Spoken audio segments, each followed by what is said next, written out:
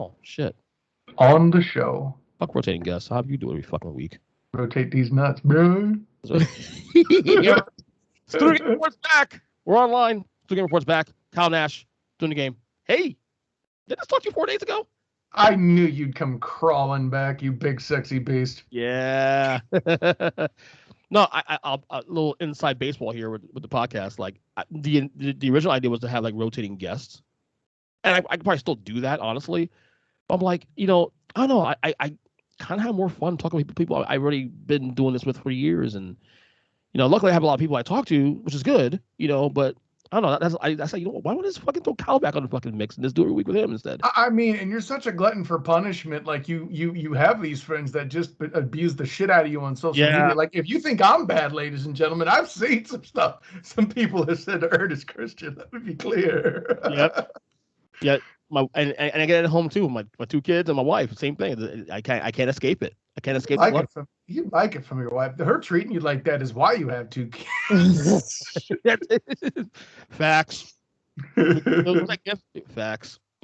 What's the one song? Whips and Chains excite me. What? Anyways, I just said you were Rihanna. That's what Rihanna. Rihanna. I see what you did there. It's kind of like Jake Delhomme. Homie. Didn't you come? You want to come to homie, right? You don't want to call. I did. And back in my earlier writing days when I was trying to do more comedy in my original newsletter, I would be far less sensitive in my expression of his last name, but You're also the one that started to popularize the whole Aaron Rodgers thing. Aaron, Charlie Rodgers. Listen, I'm not taking away, like, Key and Peele gave me the Aaron Rodgers. Correct. I just added the Charlet so it can be done completely because you can't say Aaron Charles Rodgers. It doesn't make any sense. No, I agree. So I morphed the middle name thing that we do on Beyond the Buzzer and here first, actually, let's be clear. Yep. We did it here first. Although you're the one that's also adding names that don't exist, like Tom Brady, Thomas Edward Bieber Brady. That's because he was Bieber first to me. That's a me problem, And like, what was it? You spent back when he was still a thing. You spent time examining on my comedy pronunciation of Johnny Manziel, thinking that's what I actually called him. Yeah, that's Manziel. Yes, it is Manziel. But it's more fun calling. That was on purpose, actually. That was on the Manziel. Yes. Yeah.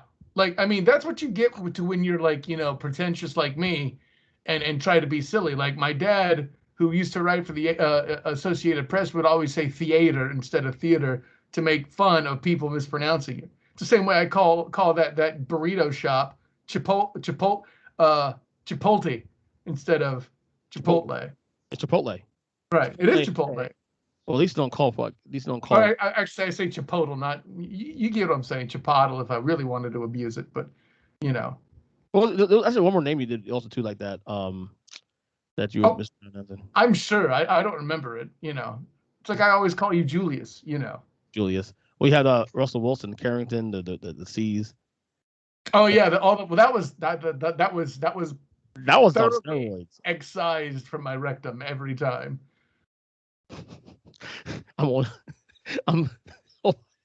sorry. I'm stalling because I want to play the clip again because he's gonna call Trubisky. Whatever his hell's name is. And then, is it that or the Joker laugh that you get more out of it, or are you just a twofer there? Trubisky or whatever the hell his name is, or again, nice. The backup quarterback Buffalo Bills. Trubisky or whatever the hell his name is, or the guy that's trying to ruin Matt Nagy's career because everybody's trying to blame everything on him. Yeah, that guy. Yeah. All right. Let's get to the pod. Get to the stuff here. Let's start close to home because you do cover the Jacksonville Jaguars. I do. I will be there this weekend as they host the Tennessee Titans, and I'm hoping to catch up with our friend Teron Davenport. I'm going to have it's a book on Carson Wentz, but he's covering the Titans. It's going to be weird when I have him sign that. Oh boy, TD at ESPN. That's right. Yep.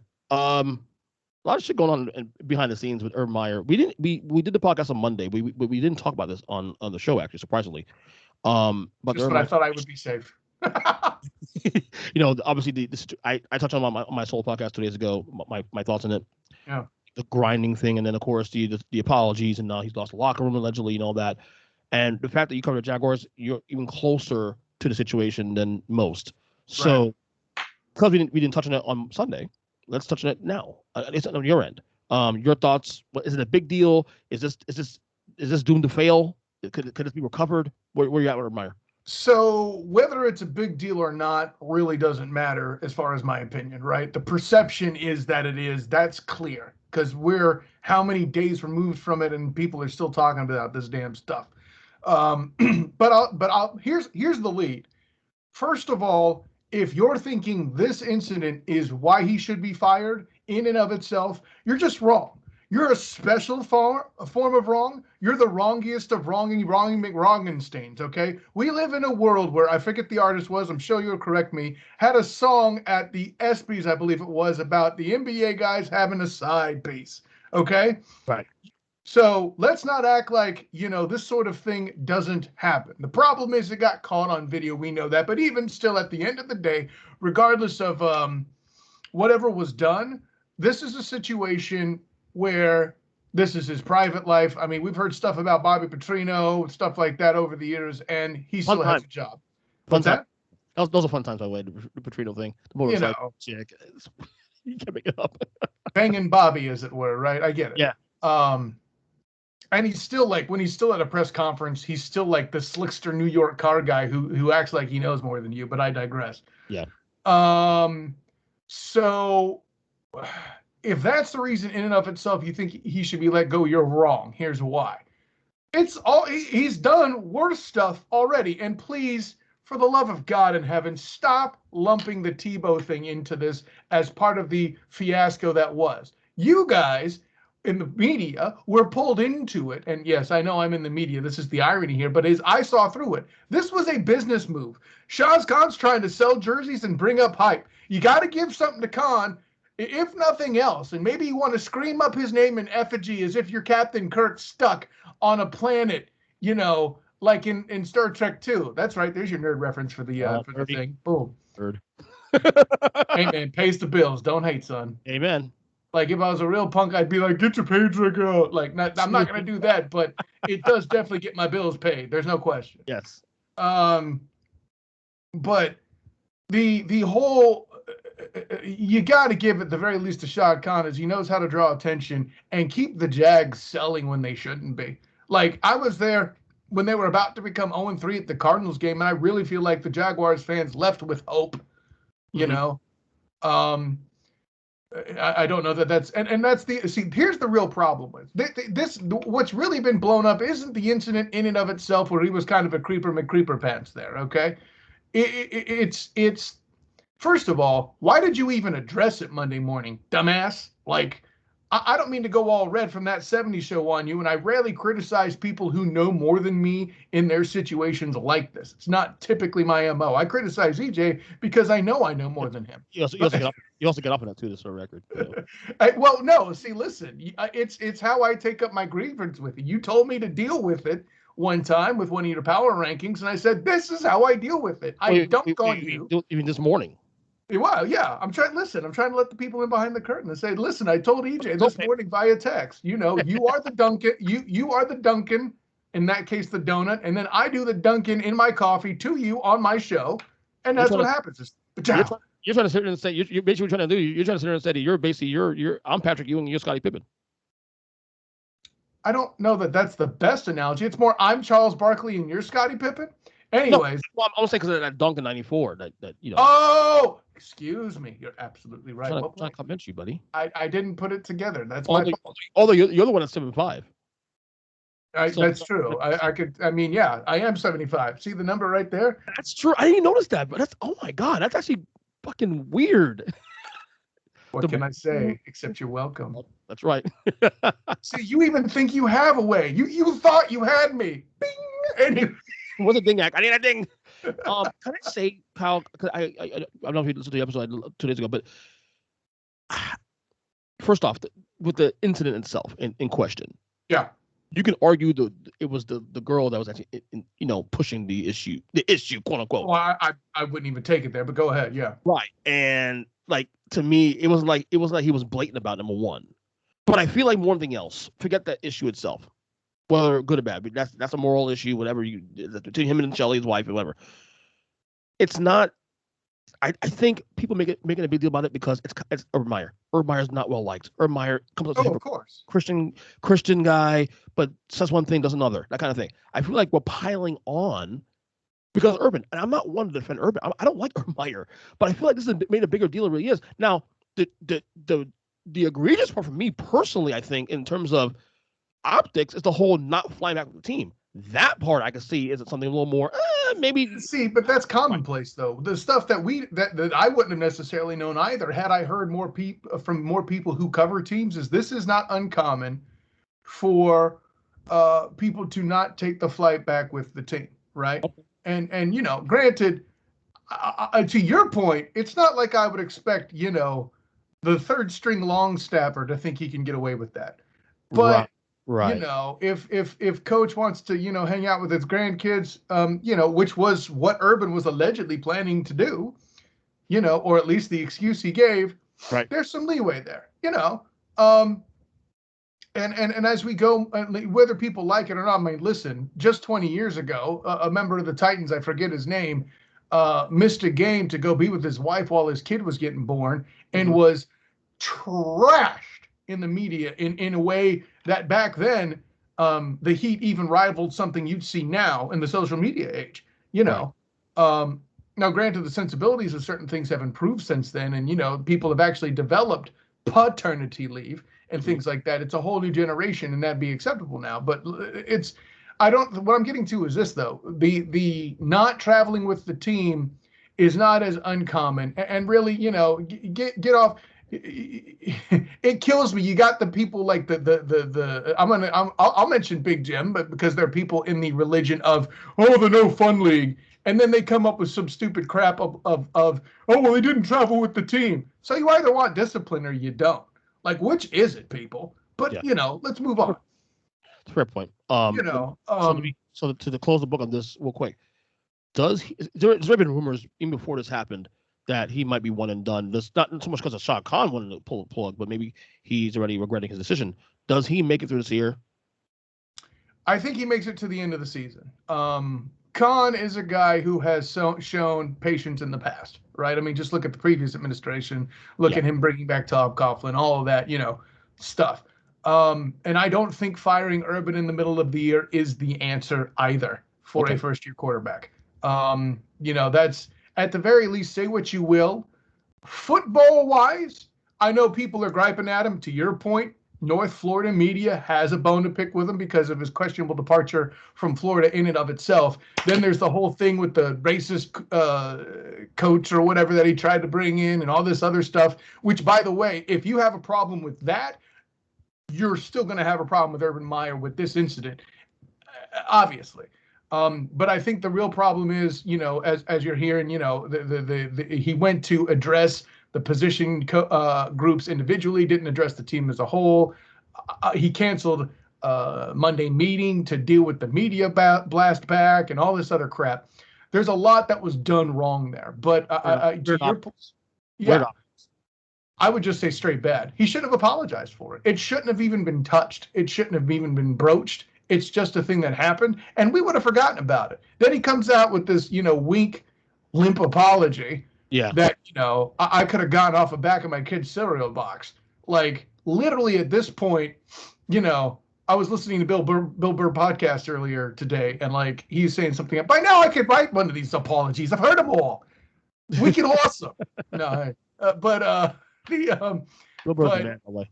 Oh, he is amazing. Love him. He gets away with a lot of stuff that I never thought he would have, and it still floors me that somehow he's still married to a black woman. How does that work? That you say like that, and listen. God bless you. I think he's had a second kid too, also. And he's great in The Mandalorian sideline, but is he really? He's absolutely fantastic. I still didn't watch that. I still didn't watch Mandalorian. Damn. The hell, I know you got the plus. You got young kids. Oh, believe me, my wife was obsessed with Mandalorian, so I it's not so much. It's on me. This is all on me making time to watch it. Oh, you're making time. You know what? It beats the shit out of WWE. I said it. And AEW. AEW took a lot of my time too. So. I said it. Yes. Man, The Baby Yoda show is far better. Step your game up, Ernest Christian. I'm with you. Okay.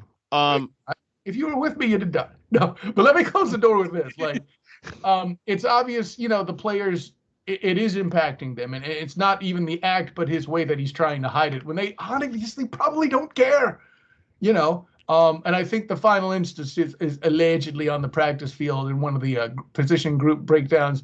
It was grind on 3, 1, 2, 3, grind. I mean, maybe there's some there, maybe it's not. But the fact that we're even having that conversation is proof that it's impacted the culture. No, I don't think Urban Meyer makes it to the second year. And I don't know that that's good or bad, but what it really is something where the media will become less of a factor. I've been in the press conferences before any of this happened. They were outright hostile towards Urban, period, end of story. Right. All right. We got a discussion, you and I and Big Jim, in our nice little group text we do every day. So yes. It's fun. It's fun times talking to you guys in there. Hey, Kyle, got a minute? You got a minute? You're so blessed to have Kyle. So blessed to have Kyle. Dude, if you guys only saw the text we do in there, man, just the way that the engagement, it's insane. But this morning we're talking about Daniel Jones. I don't know how we came up necessarily in the conversation, but I had seen a segment from Colin Cowherd and was just wondering if you guys agree. Yeah, you said a thing on Twitter. You posted on Twitter that you sent to us in the group chat. Mm-hmm. And I'm a Giants fan, obviously, despite what Kyle says. And what? Know thy enemy? I'll admit through the first game of the year, I was done. My hands clean. But that was more frustration because of the Giants is stinking and joint up the gate. But let's cool has just prevailed the last 4 weeks. The Giants are 1-3, yes. Daniel Jones, in my opinion, is not the problem. Colin Cowherd even said himself too. Daniel Jones, one big bugaboo for the first 2-3 years of his career has been turnovers. I've said for a long time that Daniel Jones has the tools to be an elite player. Because the Giants have never seen a quarterback turnover prone because of a lack of supporting cast. That's never happened. No, what I'm saying though is that ever he's more mobile than Eli, obviously. He could be better than Eli Manning if he wanted to. Like, he has the talent. He's more talented than Eli Manning. Ooh, that's what I'm trying to say. That's a hell of a statement in itself. But he who's faster? Him and Eli Manning. Who's faster? No. He's definitely more mobile. Probably better arm too. You says he has the potential to be better. No. Yeah, I'm just saying that his talent alone, his pure talent, if it all came together, he could be an elite quarterback.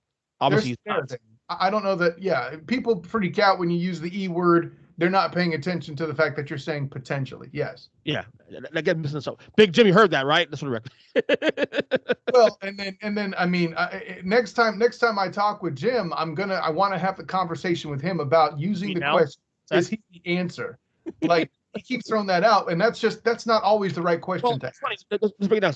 Big Jim's part of the show. He was not part of the show today. It's funny. So let's break it down the way he broke it down, because I liked what he did there, because it creates more of a discussion on this in general. So in lieu of what we were talking about, hold on, where's it at? I'm trying to find the text right here. Give me a second. That's on here. He goes, is Jones great? No. Is he the answer? No. Is he the biggest problem for the Giants? No. TED Talk, of course. Yeah, but you're supposed to. First of all, I got so many problems with that delivery. Your last one's supposed to be a yes, and you're supposed to bring harmony to the discord you just threw in. You gave me 3 dissonant notes, man. This is his list, though. This is his breakdown. He's not great yet. Is he the answer? We don't know. Okay, and is he the biggest problem? Hell no, because he's done the thing that we asked him to do. Stop turning the ball over. To manage the game. Yeah. Right. He has only 1 pick through 4 games. So he's done his job so far. I mean, you're not wrong, EJ. And see, this is the problem with is he the answer? We don't know. By himself. I mean, look at all the other things the Giants need to work on. Patrick LaVon Mahomes II couldn't be the answer in New York. That's right, I said it. Yeah, I'm with you. Okay? Aaron Charlotte Rodgers cannot be the answer. Thomas Edward Brady could not be the answer here. Well, especially at this age, right? Right. We don't know, because listen, you got a talent like Saquon. I don't care if he's hurt or not. You see how bottle capped he is. Yeah. He's not the problem with the Giants. I mean, I think we all agree to that pretty much. I mean, and this is weird because I think next year he can get an extension, which of course, do you pay the guy this kind of money? He's playing quarterback. It's one of those things. But he's done a decent job so far this year. I mean, just given what he's has to work with anyway, should I say? Right. You know, I mean, I'll put it this way: he's doing good enough to stop all the SJW people out there that will then respond with, and Cam Newton doesn't have a job. He's staving that off. Like, I feel like the line Hey, is SJW guys, Cam Newton's not vaccinated. In discussion. Damn. Okay. I mean, if we want to go there, I mean, most teams, if not all teams, are not going to hire you if you're not vaccinated. Private business. Hate to break it to you. I'm not here to tell you you're wrong. I'm just trying to say if if he's doing well enough to where those critics aren't coming in, then he's doing well enough. But that's what I'm saying though. If he was vaccinated, he'll have a job right now. That's my point. I agree. There's places he like. I think he would make a lot of sense, or would have made a lot of sense in Denver. I think he would make a lot of sense in New Orleans, perhaps, if Jameis is hurt for a length of time. Yeah, Houston maybe too. Oh, obviously Houston, but I don't know that he would want that job. Right. But I guess we agree on the Jones thing. Awesome. Yeah, I don't think. I mean, we made fun of him earlier, but listen, it's no different than Josh Allen in year 3 deciding to step his game up. Same thing. Right. All right. Tonight we'll record this on a Thursday. Obviously, tonight's a huge game. We don't get many.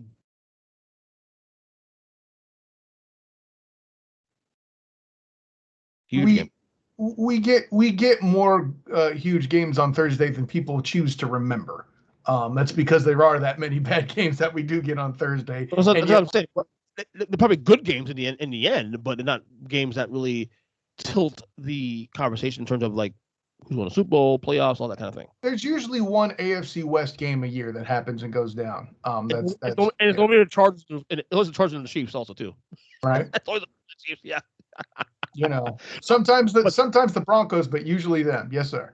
So no, but tonight it's harder for me to get excited, EJ. I mean, listen, it's our dirt Russell Carrington Wilson, and he's always fun to watch. But because of Aaron, I need to learn his middle name, Donald, it's less so. Listen, the Seahawks still have a chance because, you know, at the end of the day, it's Russell Carrington Wilson. You always have a chance so long as he's taking snaps healthy.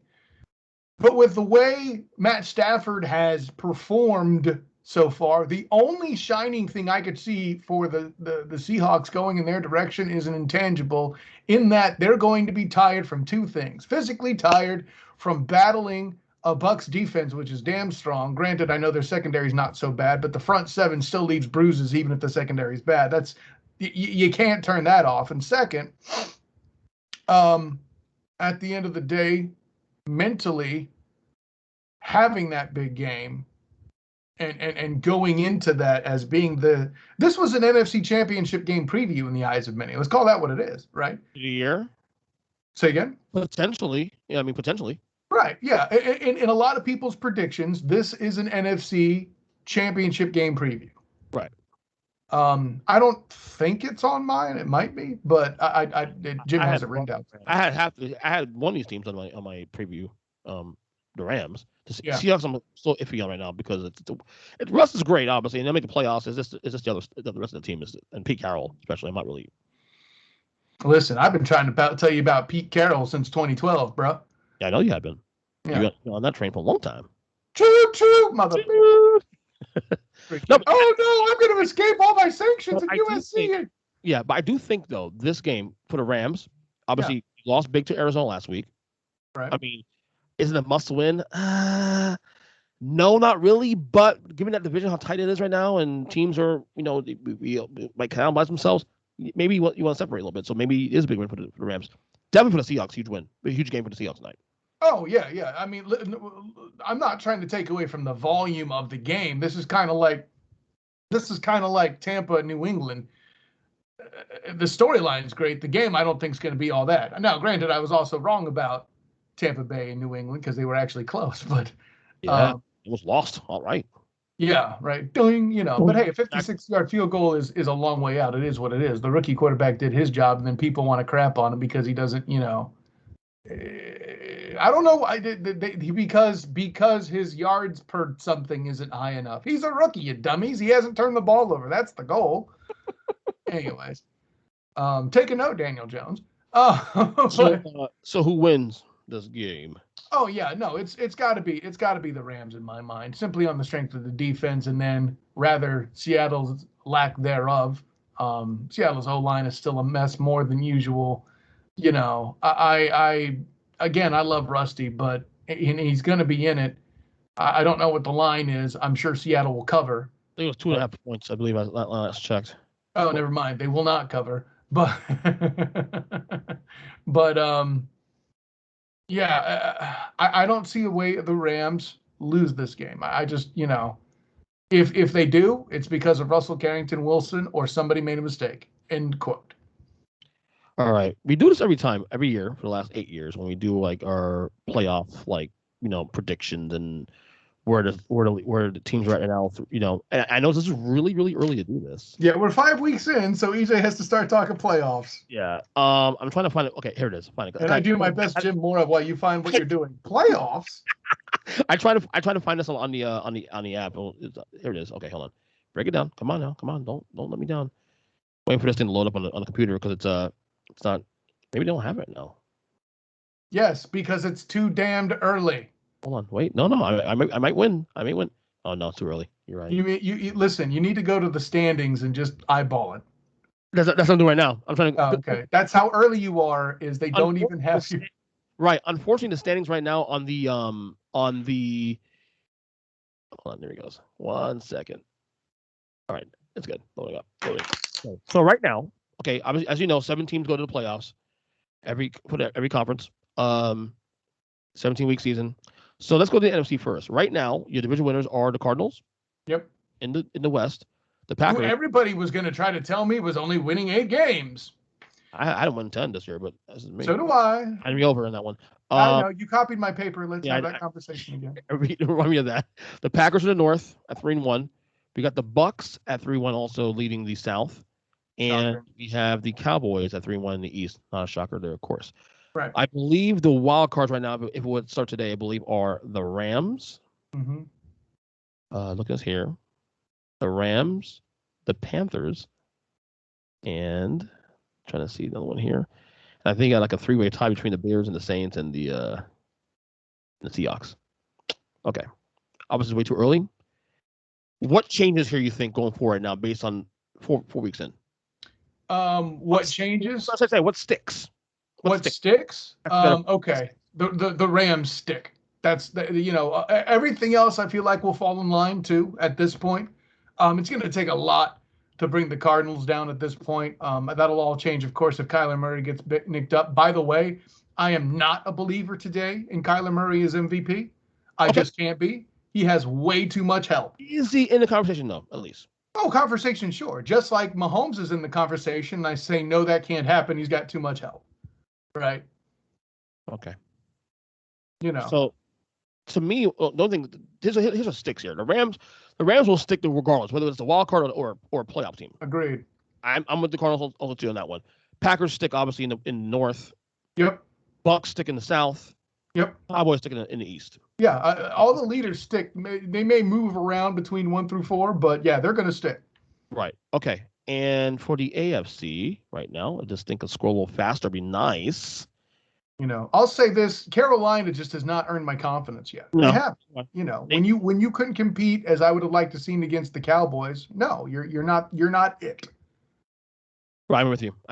That win would have gone. That win though, had they won against Dallas on Sunday, that would have gone a long way. I would have lobbied for them to be top 10, but if you put them 11, I would have also been okay with it. But the fact that they lost, forget it. No McCaffrey either, but still, yeah.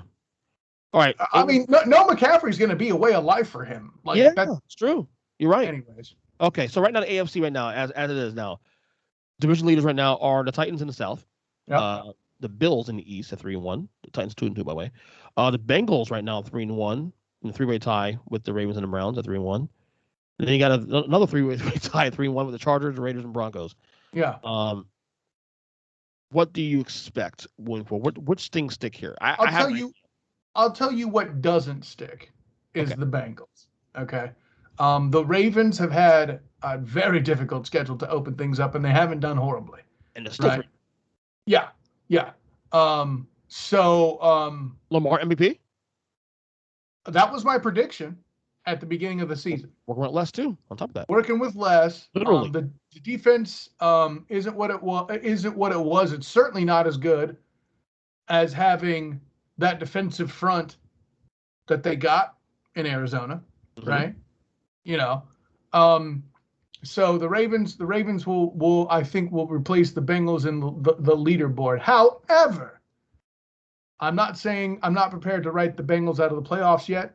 Joe Burrow, I said, would do good from when he was drafted. I didn't think he was to do this good this year. I would have given him one more year, but that's still going well, and God bless him. As the Broncos are going to fall off too. Yeah. I mean, if Teddy's health, especially if Teddy's health is a thing, but the Broncos are going to fall off. Who have they beaten? Really? It's the damn Jets, Jags, and Giants, right? Give me a break. Like I said, I think it was 2 weeks ago. Get a win outside of East Rutherford and Jacksonville, and we'll talk. Yeah. Right? Yeah. And then your wild cards, the Chargers and Chiefs are both going to represent the West in the playoffs. That's going to happen. Those will stick. I don't know who's going to be on what side of the fifth seed, but yeah. Yeah. So. All right. So the Titans going to stick no matter how you slice it by default. Unless the Colts go on a major run. Oh, I should have said Titans and Bills definitely stick as well. Well, that's why I was saying who wouldn't stick is because I think all the others will. Well, this is where the Jets loss hurts a little bit now. If the Colts rubs part of the schedule, they're about to complete it this week. After this week, it gets a little easier. The first 5 games was an issue. I think we discussed it on the podcast actually a couple weeks ago before the season started. The first 5 games out the gate were going to be a little rough for the Colts. But now that we said, they're now exiting that, and they're only a game back of the Titans now, who have struggled, off and on, losing the Jets, of course. So they might be in the mix. Ultimately, I think the Titans still stick it and win the South. The Bills will win the East. That's not even a conversation. They're arguably the best team in the AFC right now, arguably. Yeah. The North is weird. I think the Browns stick, despite Baker Mayfield's struggles, but that's their schedule's easy enough to where they will overcome right. That. And I feel like if you're 3-1 and you're still figuring things out, that's a good place to be in. I think that's honestly a great place to be. Yeah. So Browns and Ravens, I think Ravens stick because I think Lamar's just amazing. Bengals will not stick. Steelers are done. AFC West, I still like KC. Sure. Broncos don't stick. Yeah. We can say what we will about the Chiefs defense situation. Yes. And they're bad. They're 31st ranked in this, that, and the other thing. Yeah, okay. Who have they played? They're the reverse Broncos, okay? The reason why the Chiefs' record is all that bad is the win that they had going 1-2 was in fact the Browns, right? Then you have the whole thing where they're playing the Ravens, who I picked to make the Super Bowl, right? Mm-hmm. So, or I should say, I might have said win the Super Bowl. So, I have a feeling I'll probably be wrong about that simply because the lack of weapons will catch up. I was a prisoner of the moment. What can I say? I do think Lamar has a good shot at MVP, though. Can I argue that Mahomes, the defense being so bad? Let's say the Chiefs go on a run here, which I think happen, and the Chiefs still remain like in the bottom fucking half of the league in the defense. Does that strengthen Mahomes' argument for MVP? Absolutely, it does. Okay. Unquestionably, it does. Right. Because what you'll see is the defense will start to tighten up, and they'll rise. Right. Right. And when that happens, we'll get into the Patrick LaVon Mahomes MVP conversation. He's still Kyler Murray. I haven't learned his middle name yet, and I'm sorry, he's had way too much health to be the MVP. That being said, the best player on the best team argument currently applies with the Rams win, and I think they play the 49ers this weekend. So, or have they beaten them already? I couldn't remember. Who's that? Arizona. Arizona beat the Rams last week. Arizona plays this week. They play who they play this week? I forgot who they play this week. I was thinking it was the 49ers. I could be wrong. No, you're right. It is 49ers. Okay. So and I'll say they win that game simply because if Trey Lance is starting against that front, that is a rough front to start against. Just ask Trevor Lawrence. I can see with Kyler Murray, it's the best player on the best team argument, which I don't think actually is an MVP. But for people that vote that way and, a certain level of success is a requirement, yeah, okay. He checks those boxes. Mm-hmm. He's in the conversation, sure. But how you pick over Lamar Jackson right now, I don't understand. Right. I think the Chargers and Chiefs stick. I'm bullish on the Raiders right now. We'll see what happens in a couple weeks. Broncos don't stick, obviously. No. I'm not there yet. I'm not there. Again, they could have made change like the Panthers. They could have changed perception a little bit had they beaten Baltimore on Sunday, but no, they did not do that. And I expect them to start. They're not a bad team, but just they're not, They're a good middle of the road team that's a real quarterback and a slightly retooled defense away. But can you slightly retool the defense when you're paying Von Miller and some others the way that you are? Right. Absolutely. Anyway, Student Game Report's back. Love it. Kyle, plug away. Oh, of course, I am Kyle Nash, the student of the game. You can find me on Twitter at the SOTG. Find me on Instagram as the same, the SOTG. Check out my Facebook page that would be as the student of the game. There we go. Had to get my focus back. Of course, you can check out my work on the 3pointconversion.com, writing for both UCF football, the UCF Knights, and the Jacksonville Jaguars on the 3pointconversion.com. That is the number 3, not the word 3. And of course, check out my work with Beyond the Buzzer with Danny Thompson. Check out tonight. My work. Maybe. Tonight, right? Maybe. Okay, I get that now. Okay. Of course, my work with Hilarity by Default on the Hilarity by Default YouTube channel. That will be coming back October 13th, or so I am assured. And then my work with oldschool101.com's Captain and Company morning show with Captain Chris Hill doing his thing, oldschool101.com. So, yeah, the long list of stuff. Julius, great to be on again. Thank you, EJ. Always a good time. But remember, until next time, everybody, class dismissed. Good job, man. That was awesome.